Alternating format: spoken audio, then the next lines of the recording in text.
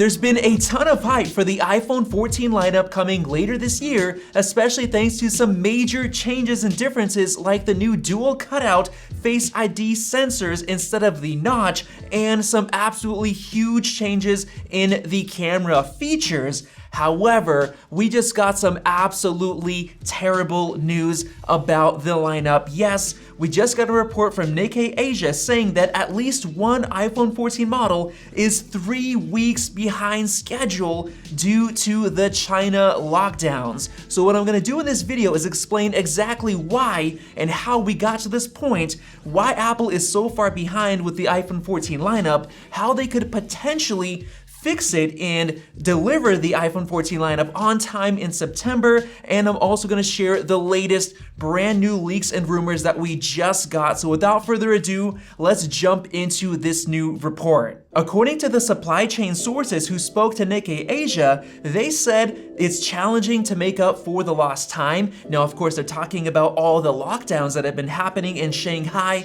and in general in China since sometime in March. They said Apple and its suppliers are working around the clock to speed up development, adding that the pace of reopening in Shanghai is rather slow. And because of that, it seems like Apple has fallen 3 weeks behind in terms of the iPhone 14 lineup schedule. And that's very important because Apple has a very tight lock on the schedule. They do things like right before the iPhone actually gets released is when they start the mass production. So if they're behind by 3 weeks, this means we could realistically get late iPhones this year. But the interesting detail to look at is that it could be at least one iPhone 14 model that gets delayed, which means that maybe some of them come on time and then some of them come a little bit later. And interestingly, the reason for that is because there are certain suppliers like China's Luxshare Precision Industry that have orders to build 2 out of the 4 models this year. So there are different companies that work on different models. And the reason this is such a serious deal right now is that although Shanghai has recently loosened their lockdowns,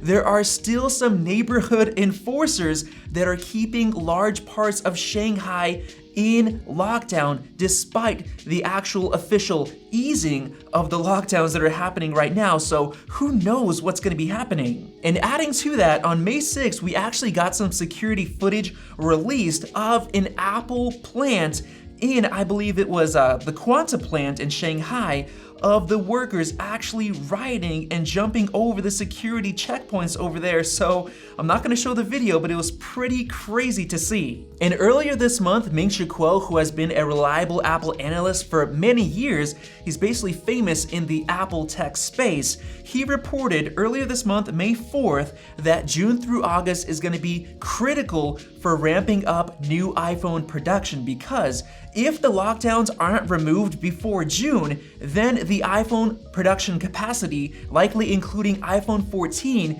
may still be affected by logistics and workforce allocation. And making things even worse, he said that China's policies could have a more significant impact on consumer electronics on the demand side than the production side, saying that there could actually be a recession with demand going down because people are focusing on their necessities like food, water, medicine, instead of actually spending money on consumer electronics. So that could be an even bigger issue out of all of these supply chain disruptions. And adding on to that, just a couple of days ago, he said that many companies and investors expect improved production after Shanghai actually reopens. However, he said his latest survey indicates that there is already some evidence that lowering consumer confidence and worsening inflation is weakening and destroying consumer electronics demand. And that actually includes Apple products, with the demand disappearing, not deferring. And this is actually a really big deal because it impacts China's GDP numbers directly, and that is exactly what matters in terms of seeing if they're in a recession or not,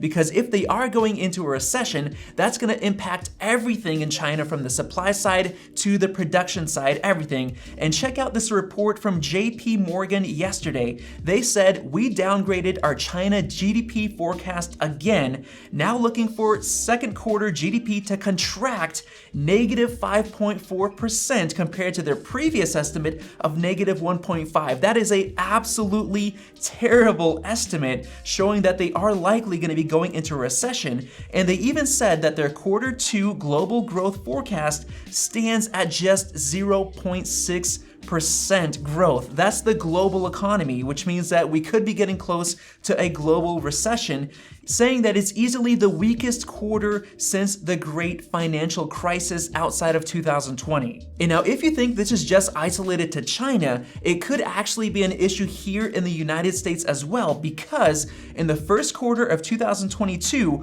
our US GDP dropped by 1.4%. That means we actually had a quarter that was negative. So if this current second quarter is negative, that means we will technically be in a recession for the first half of this year and maybe even longer. And check this out, just this morning, Atlanta Fed's GDP Now estimate for real GDP growth in Q2 is 1.8%, down from 2.4% on May 18th. That's just 1 week ago. So we are now just 1.8% from a recession. And the reason this is such a big deal is because previously, before we got that really bad -1.4% readout for quarter 1, the estimate was brought down from 1.3% on April 19th all the way down to 0.4% on April 26th. Within 2 weeks, everything changed from an estimate of plus 1.3 all the way to -1.4, which is a massive deal. So this 1.8% estimate for the second quarter could change very quickly. And now getting back to China, things got even worse for the iPhone 14 lineup earlier this month, because on May 4th, Foxconn abruptly halted hiring at the iPhone factory amid a new lockdown and iPhone 14 delay concern. So that's even worse for the iPhone, because they just stopped hiring because of the new lockdown. So it's just such a bad thing over there. But luckily, just a couple of days ago, Apple actually asked Foxconn to start iPhone recruiting or hiring 2 months early. Like, this is completely unique. They are probably so worried about the iPhone 14s getting delayed that they're actually hiring 2 months in advance to make sure they can build up a stock and not have to delay the iPhone. And if you didn't already know, Apple actually did delay the iPhone 2 years ago in 2020, because on July 30th,